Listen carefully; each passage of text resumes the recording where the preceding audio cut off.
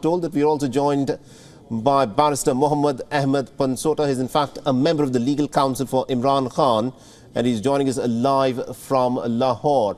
Now, Mr. Pansota, this is of course a very crucial election for Pakistan. Imran Khan at this moment is in the Adiala prison. He cast his vote earlier today via postal ballot from the Adiala prison, and you of course are his legal counsel. Tell us, how is the PTI and of course Imran Khan looking at the elections that have in fact taken place in Pakistan today, and how does Imran Khan intend to take this forward? Well, the elections themselves were very, very difficult for Pakistan Tehreek-e-Insaf this time, because prior to the taking place of these elections, Pakistan Tehreek-e-Insaf had to, in fact, go through massive issues, both on the legal side and, of course, on the social side as well. As far as the legal issue is concerned, the primary legal issue that they were confronted with was the lack of symbol. The symbol was taken away from them, and they were fighting these elections without a symbol, which, by the way, mind you, is a fundamental right under Pakistani jurisprudence. Supreme Court has held that in the past. So with that sort of atmosphere, they were entering the political arena. But today, the results so far, which are, of course, unconfirmed results and are compiled on the basis of information that you gather from left, right, and center, independents are leading. So Pakistan Tehreek-e-Insaf, the candidates which were supported by Pakistan Tehreek-e-Insaf, were labeled as independent candidates. Now, this also gives rise to another legal debate, because under the Constitution of Pakistan and the electoral laws, the independent candidate has the right to join any political party.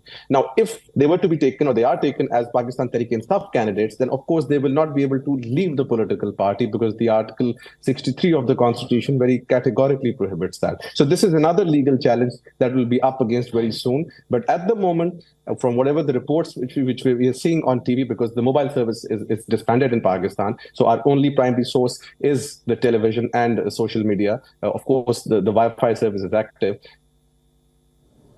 It clearly, the independents are leading roughly about 114 seats, and Pakistan Muslim League Noon, the Nawaz group, is leading about on 40 seats. But once again, this is all unconfirmed unless the Election Commission of Pakistan announces its first decision around 10:30.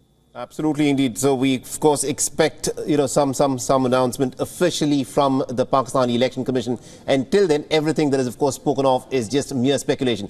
But on the basis of the fact that it is now being reported that it is the independents who seem to be clearly in the lead in many of the seats across Pakistan, how does PTI, in fact, want to take this forward from here? Because the chatter before the voting was that it is an election that Nawaz Sharif is likely to storm back to power. But from what the indicators are, in fact, now coming out, it appears that Nawaz Sharif may not win the election, and it is the independents, many of whom are, in fact, backed by the PTI, could be the ones who could be leading as the largest number of people who won the seats.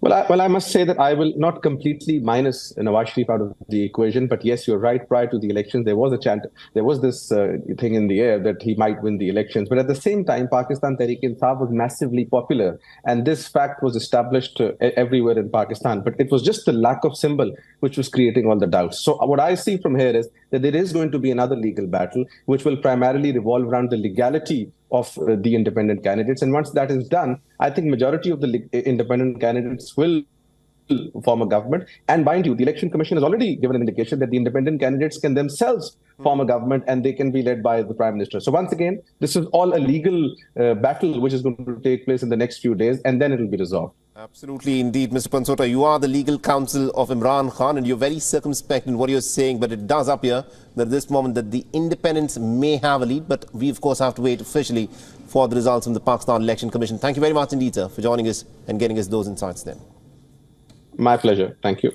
WION is now available in your country. Download the app now and get all the news on the move.